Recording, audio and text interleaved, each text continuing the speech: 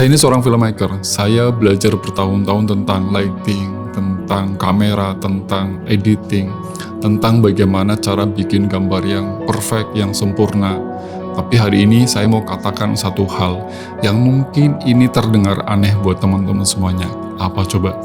Kalau misalnya kamu mau berkembang di YouTube, berhenti, stop, jangan bikin video terlalu bagus di YouTube. Jangan. Karena justru disitulah banyak kreator yang gagal. Hai halo, Assalamualaikum, selamat datang di A-Vlog, audiovisual vlog yang membahas tentang dunia perkontenan dan vlog.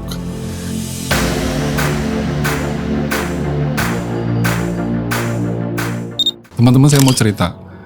Saya itu dulu percaya akan satu hal, yaitu sebuah teori. Karena mungkin saya seorang filmmaker, saya punya teori gini, semakin bagus visualnya, itu semakin bagus hasilnya. Dan itu benar, tapi itu hanya berlaku untuk film dan televisi. Tapi ketika saya masuk di YouTube, teori itu saya terapkan, saya kaget luar biasa, asli kaget banget luar biasa. Video yang saya kerjain dengan sangat serius, dengan lighting yang proper, yang luar biasa, color grading yang rapi banget, itu justru kalah dengan video yang yang lebih sederhana, yang dia kadang lebih raw, dia raw aja gitu, kasar, bahkan nggak sempurna. Dan di situ akhirnya saya mulai mikir, gila ya, ternyata begini nih di YouTube itu. Dan akhirnya betulan saya di situ kayak tertampar, saya sadar bahwa sebetulnya mungkin adalah yang salah sebetulnya bukan algoritmanya, bukan. Dan rata-rata ini kadang-kadang kan kreator itu pasti nyalain algoritma, ternyata bukan di situ.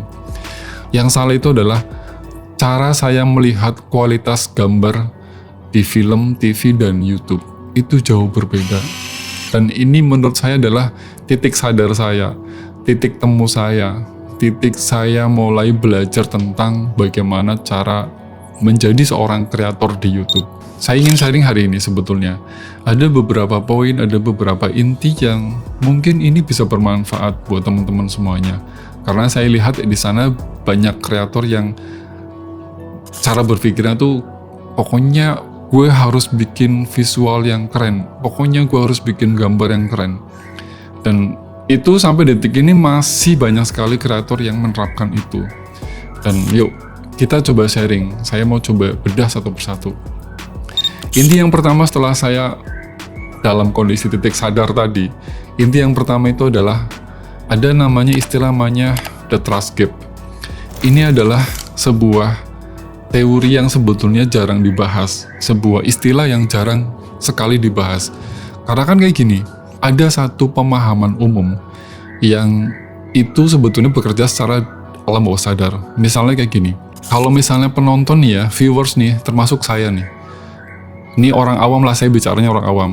Dia itu ketika nonton video yang itu betulan sempurna, itu maka otak kita, otak penonton itu akan mikir kayak gini, wah ini mah iklan, ini iklan ya, itu kayak gitu cara berpikirnya. Dan itu beneran terjadi gitu loh, makanya ketika kita bikin konten bagus, itu penonton sudah mikir kayak gitu duluan. Yang akhirnya apa? Penonton itu ngambil jarak. Dia mundur satu langkah, bahkan bisa skip, wah udah ini iklan gitu kan. Sebagai seorang filmmaker, saya itu diajarin bikin namanya ilusi ya, bikin namanya imajinasi. Dan gimana caranya di dalam dunia film itu kita bisa bikin sebuah gambar yang biasa saja, tapi bisa terlihat wah, karena dengan bantuan ilusi tadi, dengan bantuan imajinasi kreatif tadi. Tapi di YouTube, itu nggak bisa. Di YouTube itu sebetulnya orang bukan cari ilusi, bukan cari imajinasi, bukan. Yang mereka cari di YouTube itu satu, dan sering saya ulang-ulang di konten yang sebelumnya. Apa yang sebetulnya mereka cari? Apa yang sebetulnya penonton cari? Mereka itu mencari yang namanya kejujuran. Mereka itu, penonton itu pengen ngerasa lagi ngobrol sama seorang teman di depan kamera.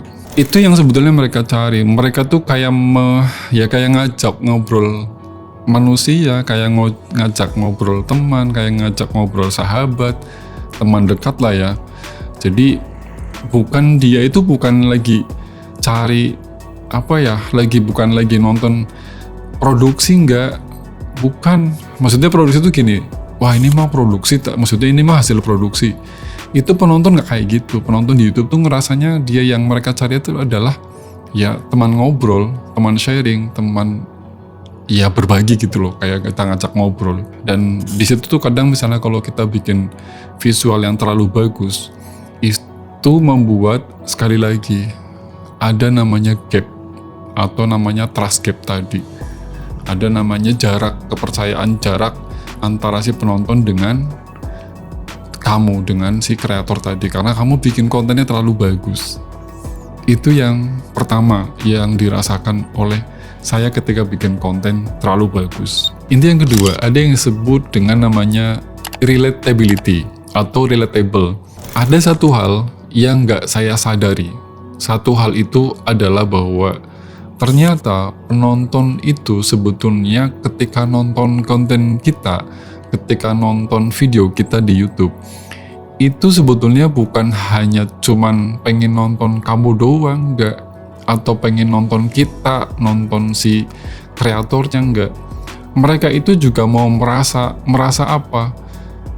Saya juga kayak gitu, saya juga kayak dia, saya juga ngerasain seperti dia. Itu yang dirasakan oleh penonton YouTube. Tapi kalau misalnya saya waktu itu bikin videonya terlalu niat, bahkan dengan kamera yang mahal, dengan lighting yang proper, dengan setup yang kompleks, dengan luar biasa lah, apa yang terjadi? Yang terjadi itu sebetulnya mereka itu bukan kagum terhadap konten kamu dengan kehebatan konten yang kamu bikin, tidak, tapi justru mereka minder. Itu di YouTube, unik kan? Makanya yuk kita belak-belakan. Saya mau bedah ini semua supaya teman-teman juga aware, supaya teman-teman itu tidak punya satu pandangan bahwa kalau bikin konten itu ya harus bagus, harus menarik, harus keren. Enggak. Ini yang saya ceritakan. Karena apa? Begitu si penonton merasa minder, dengan keminderannya itu, dengan keminderannya tadi, wah ini mah bukan level gue, ini mah bukan level saya. Itu yang dirasakan oleh si penonton di YouTube. Dan akhirnya mereka pergi. Mereka itu tidak nonton konten kamu. Nah, kalau di TV, kalau di film, jarak itu wajar. Bahkan kalau bisa keren-kerenan, itu wajar di TV dan di film. Tapi di YouTube, jarak kamu dengan penonton atau jarak itu adalah sebuah kegagalan. Coba.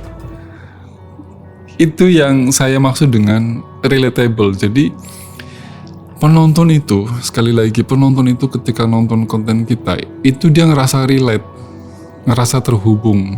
Kayaknya saya seperti dia deh. Itu yang mereka rasakan. Oke, kita lanjut. Inti yang ketiga adalah raw is the new real. Maksudnya gimana? Maksudnya kayak gini teman-teman.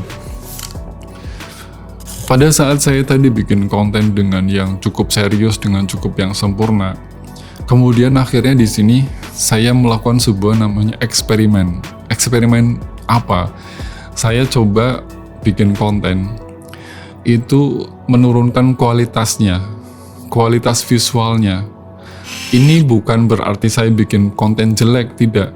Atau misalnya saya bikin konten yang semakin tidak jelas, semakin ya downgrade gitu ya, enggak. Tapi di sana saya bikin konten yang lebih natural, yang lebih ya alamiah saja, lebih apa adanya.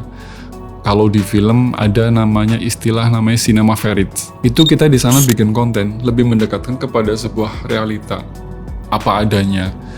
Dan apa yang terjadi di sana? Coba retensinya naik, engagementnya naik. Itu kenapa coba sampai retensinya naik, engagementnya naik? Itu kenapa coba? Karena sebetulnya penonton di sana akhirnya merasa bahwa konten yang saya bikin, konten yang saya buat itu jauh lebih manusia, jauh lebih jujur, jadi jauh lebih nggak dibuat-buat. Itu yang mereka rasakan. Dan Akhirnya di situ saya sadar satu hal itu sangat penting. Ternyata emosi itu lebih penting daripada estetika. Maksudnya gimana? Kamu itu bisa punya gambar yang biasa aja, konten yang biasa aja. Tapi kalau misalnya konten itu jujur, konten itu manusiawi, konten itu natural, itu biasanya penonton akan nonton sampai selesai.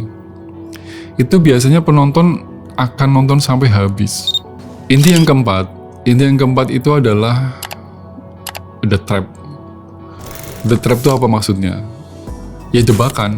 Kalau diterjemahkan secara harfiah, secara makna ya jebakan. Ini adalah sebuah jebakan terbesar yang banyak dialami oleh kreator yang punya skill dewa, punya skill keren, punya skill perfect. Saya ini bisa bikin konten lebih bagus. Jadi saya harus bisa bikin konten di YouTube ya lebih bagus.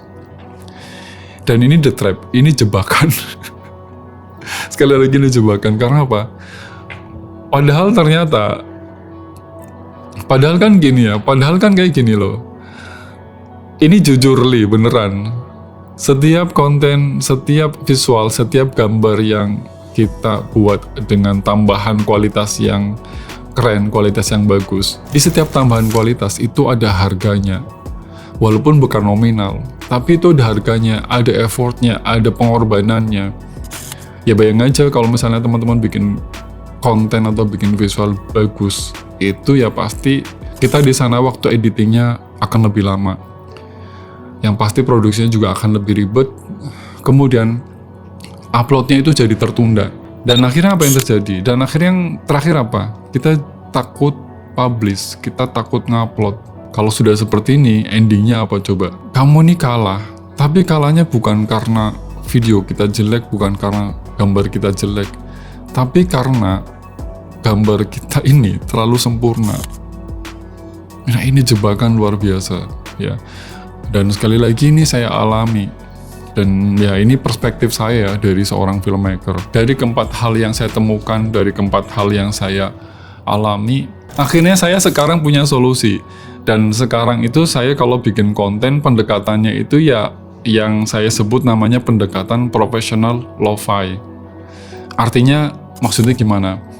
Saya bikin konten dengan kualitas audionya tetap jernih, storytellingnya tetap kuat, tapi visualnya itu saya biarkan ya begitu saja. Saya biarkan begitu saja itu maksudnya bukan apa adanya ya. Saya biarkan lebih santai, lebih rileks, lebih ya tidak dengan wah cereng gitu, enggak. Karena sekali lagi itu yang bikin penonton, bikin viewers di YouTube kita itu lari karena terlalu sempurna. Karena sekali lagi bahwa ternyata kita itu nggak harus sinematik banget, kita tuh nggak harus film banget, enggak.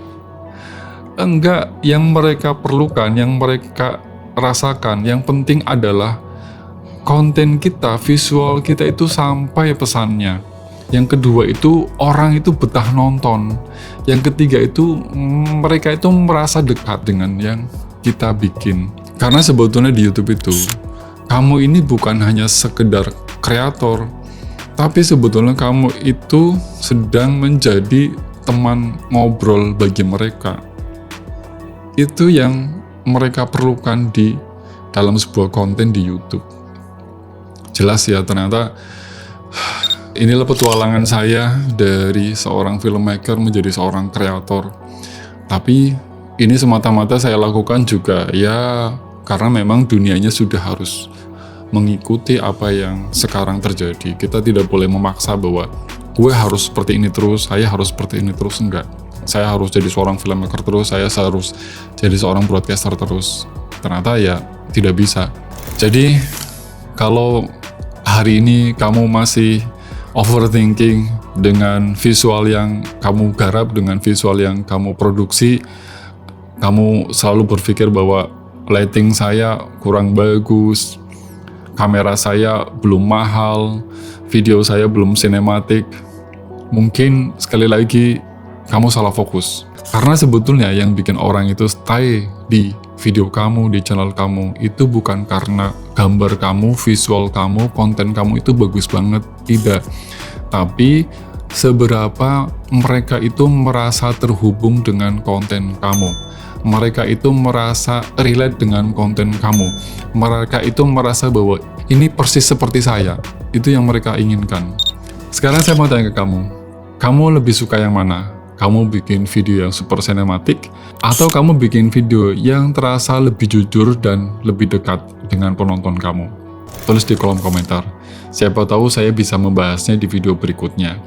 Dan kalau kamu bukan siapa-siapa, kontenlah. Tidak harus sempurna, tidak harus dengan alat yang mahal, tidak harus dengan video yang super sinematik, tapi kontenlah biar orang tahu siapa kamu yang sebenarnya, siapa kamu yang sesungguhnya. Itu yang terpenting. Dan kalau channel kamu sudah mengalami stuck dan ingin saya bedah langsung, link audit dan mentoring ada di kolom deskripsi.